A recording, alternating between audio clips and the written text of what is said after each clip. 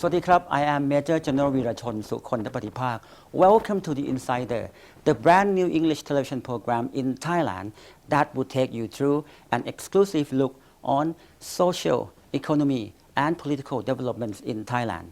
Today we have with us an insider on the progress of the Thai economy. He is one of the best-known global business personality. He has built his business empire in Thailand for more than 50 years. If you live in Thailand, chances are that you will spend your money on minor international branch once or twice a day. To get an insider view on the country's economy, today we have one of the country's well-known chairman, Mr. William Ellwood Heinecke, chairman of Minor International. Good morning, Mr. William. Good morning. How are you? Ellwood Heinecke. So thank you very much for joining us, and of course, thank you for sparing your time. Thank you for bringing us to your beautiful hotel, the Anantara Siam. Do you mind if I call you Kun Bill? Please, I'd be much more comfortable. Well, thank you so much. And let's start our conversation. Your story is very interesting. I have learned that you came to Thailand. You came to live in Thailand with your parents when you were at the age of 14, and of course, after 2 years, your parents finished their term of duty, and you decided to stay in Thailand, to live in Thailand, and started your business at the age of 16. To me, it was very brave decision that you have made. Would you mind sharing with me what caused you make that decision? I think it was at that time, Thailand was a very exciting place to be. I lived here only a couple of years, but I'd already made up my mind that this is where I wanted to stay, and it was like home to me. And so even though I had very little education, very little money, very few connections, but I found with hard work, anyone could succeed in Thailand, even myself. So for that, I was very grateful for Thailand and what they did for me in allowing me to stay here. Well, then would you mind sharing with me what is your business in Thailand? What minor group international, have done in Thailand and also overseas? We are primarily focused on two main businesses, which are hotels and food. We started with our first hotel in Pattaya back in the early 70s, and also with our first restaurant, which was a pizza restaurant. Even though people said Thailand, they wouldn't like pizza or cheese, but nonetheless, it became very successful. Today we have about 133 hotels scattered around Asia Pacific, ASEAN, and the Middle East, and even Africa. We also have about 1,700 restaurants, and all of that started here in Thailand. So I guess many people might not familiar with the name of Minor Group International, but they spend their money at least one or twice a day on your product, on your brand, of course. And of course, talking about your success in business, you have been very successful in many areas. For example, in hotels, in retails, in lifestyle business. What would be your next step to be success in Thailand? I think one of the things we've been successful at, fortunately, is that Thailand is world class when it comes to tourism and hospitality. And this has been demonstrated all over the world. Thailand has been recognized as being one of the best destinations. We've, for example, rebranded this hotel to become the Anantara. So now it's more typical of Thai hospitality. And we've also been bringing Thai taste abroad. We have Thai restaurants in many of our hotels. We even have Thai brands like Thai Express and another brand in England called Grab. And we're working very closely with S&P and Patra for their restaurants in England. So we're now beginning to take Thai taste and Thai hospitality outside of Thailand. Wow, I am impressed with what you contribute to the Thai economy. And I think you're aware that right now we are talking about the ASEAN economy, particularly the ASEAN economic community. And of course, the government has done a lot in order to support Thailand to become the member of the ASEAN economic community. What would be your vision in the ASEAN community? What can you see opportunity or challenges in the region becoming ASEAN community? As an entrepreneur, we tend to see opportunities more than challenges. And here in Thailand, we're very fortunate that we're strategically located right in the middle of ASEAN. So we benefit from our location. We benefit from tremendous infrastructure. The government and Thailand has always been very focused on developing its infrastructure. So today we're one of the leading countries within ASEAN because of this infrastructure. And in the government's new program, also building the special economic zones and also the border areas, which will facilitate even more trade within ASEAN. And so for us, we're trying to take advantage of that opportunity that's been given to us by the government to try to further develop our brands, not only in ASEAN, but even within Thailand as these new areas are opened up. So, could Bill, do you see any challenges for the Thai people in particular? I'm talking about the competitiveness. You know, any problem or anything that Thailand needs to adjust itself in order to be able to compete with the others? I'm quite confident of Thailand's ability to compete. I feel that we are in a unique position because of our diversity in this country. We have tremendous human resources. As I mentioned before, we have tremendous infrastructure, and that's going to give us a unique advantage. When it comes to tourism, we have the advantage not only of the mountains in the north, but we have the beaches in the south, and so we're uniquely placed to appeal to tourists. When it comes to trade, our unique geographic position gives us a unique opportunity to facilitate trade within Burma, Vietnam, Cambodia, Laos, and even, although not in ASEAN, we're on the step of China, and that's a huge market for us. Well, I am overwhelmed by listening to your vision, your comment on Thailand, and I believe that many foreign investors, if they listen to your view or your comment, they would come to invest in Thailand. And lately, the current administration emphasizing, or particularly the Prime Minister have said that at the moment, the government put it particularly important to the private sectors. The private sector would be the main or the key mechanism to drive the country's economy, and the government would do its best in order to support the country's economy, to support the private sectors. So how can the government can help you? I think the government is already doing a great deal. One of the important things within Thailand is stability. Without stability, we can't have growth. Fortunately, today in Thailand, we have stability. It's a challenging time for Thailand with the headwinds that we see in China. There's also difficulties in many parts of ASEAN. Indonesia has a difficult time. Their currency is very weak, much like ours. But in the long term, this should help us become more competitive. So, you know, frankly, governments are best when they allow the private sector to get on with what they do best. And the private sector has driven the Thai economy over these many years. You know, in spite of political, brief times of political disturbances, Thailand has always continued to grow. And this is fundamental to the Thai character. I have absolute confidence in where Thailand will go and how successfully it will get there. So I'm not concerned with this. I believe we have tremendous sustainable growth in front of us. But we're going to have to be patient because we are also dependent so much on other economies. What's happening in Europe with the euro, what's happening in China right now with the tremendous drop in their stock market, and they also face some very challenging times. So we're all interconnected in this world today, and therefore we do receive impacts from other countries, not only what's happening in Thailand, but we have to be aware that other factors affect Thailand, and it's not always within the government's control or within the private sector's control. So we just have to be patient.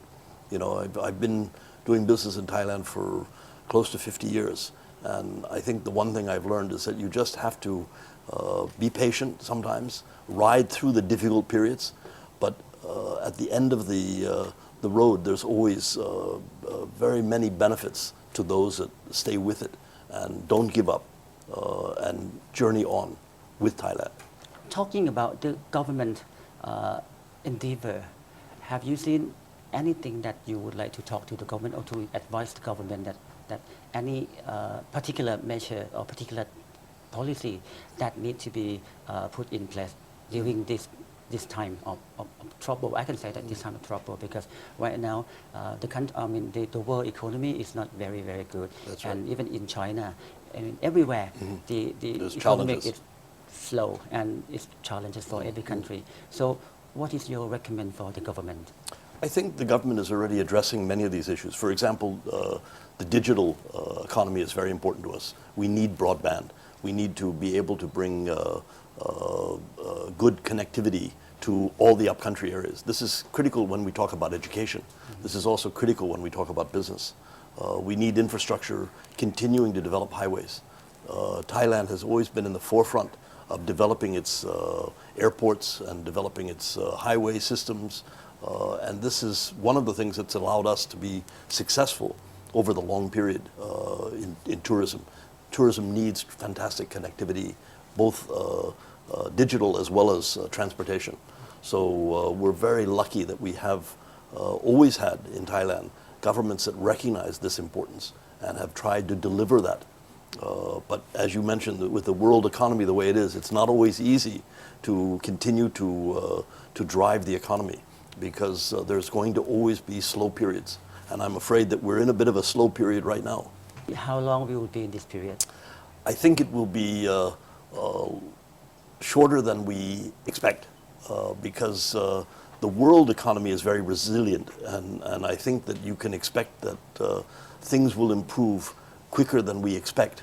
But for the moment, it's going to be a challenging time, and I urge everyone to focus on sustainable growth. This means long-term growth. With long-term growth comes stability, and with stability we can see other opportunities that the country will be able to benefit from.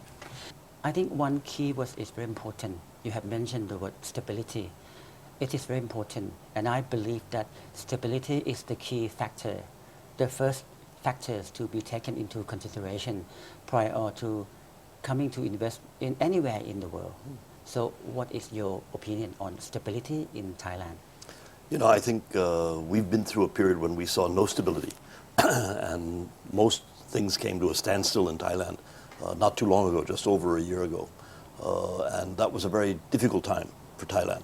It was a difficult time for business. But so often stability is a matter of perception. Very often the media portrays periods of instability in the wrong way. You know, I think that one of the things that we have at this moment is the populace of Thailand is very much for stability. They want to see stability. We've been through difficult times. They've seen that difficult times don't help the economy. They don't help the people. Business needs that stability. But with that stability then comes prosperity. You're able to grow the businesses and provide more employment, provide more foreign exchange earnings. But all of that comes back to stability.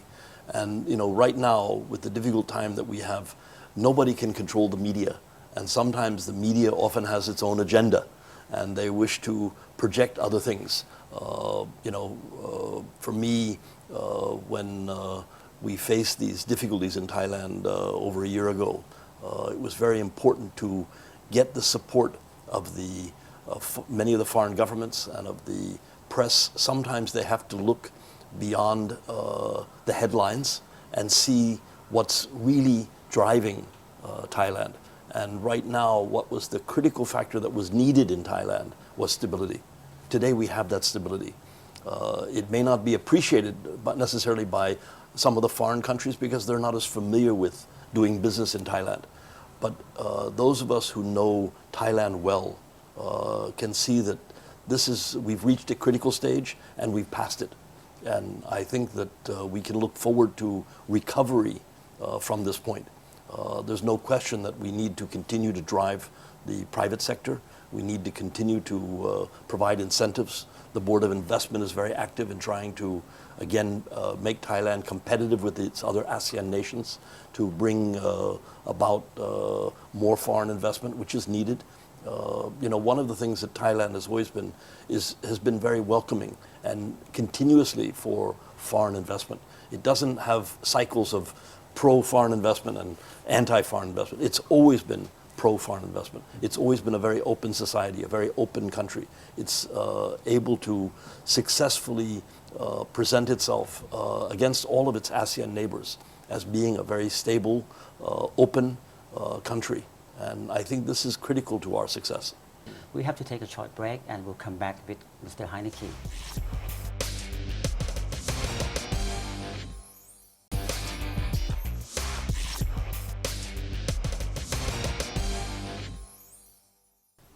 Welcome back to The Insider. We're still here with Kun Bill, Mr. William Ellwood Heinecke, Chairman of Miner International.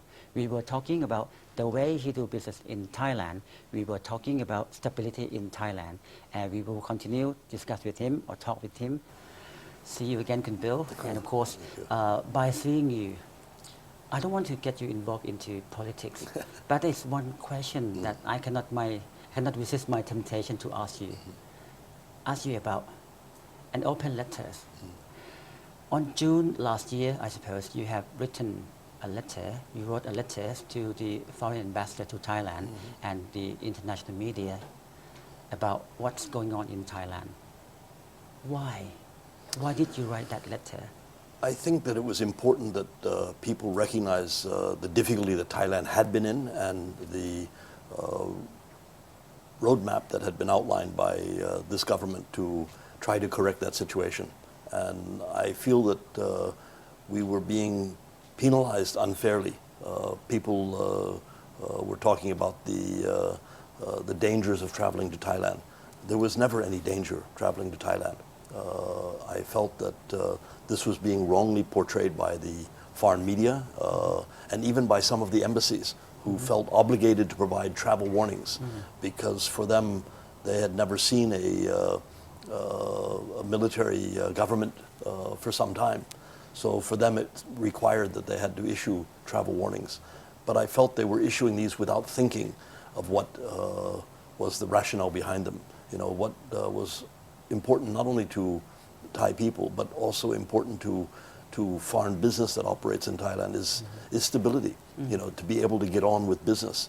And that was being harmed at that time by, again, this perception that was being presented that Thailand was not safe to visit, it was not safe to do business in. But in actual fact, the policies of Thailand have never changed, in spite of many government changes that we've had over the years. And the continuity that we've seen has always been the underlying strength of Thailand. So I felt that it was necessary to try to get everyone to look a little more closely at the real situation here. And it was not as bad as it was being portrayed by foreign media and by embassies. The private sector and the public sector have to work together. And both the foreign media and the foreign embassies have to also take a responsibility, because when you portray or you present a wrong image to the world, then it's the people of Thailand that suffer. And we're an interconnected world today, and it's important that Thailand prospers in order that the world prospers. We're all interconnected. It's just all within ASEAN, and then ASEAN with the rest of the world, with the EU. And so to just not recognize a government or someone who takes steps to bring about stability, I think is the wrong impression. So I assume that you try to create a better understanding within the international community. What do you see? Is your letter serve the purpose? It is work? It is able to provide a better understanding? I think we challenged the embassies to look at their travel warnings, which I felt were unfairly placed. I think we forced the media to truly look at what was going on. People were operating normally, traffic was operating normally, and Thailand was going about business once again. But it had stopped for a while. And what happens when things stop is sometimes people forget when they get moving again. And so when things recovered and as Thailand began to move again, many people didn't recognize that. And I felt that it was important that we have to recognize the positive aspects. It's easy to pick on negatives, But sometimes you have to stand back and say, isn't there more positive things happening than negative things? Well, thank you thank you on behalf of the Thai people. I can feel that you have the love for Thailand, you have the love for the country, you have the love for the people of Thailand. And do you think until now, do you have to write another letter?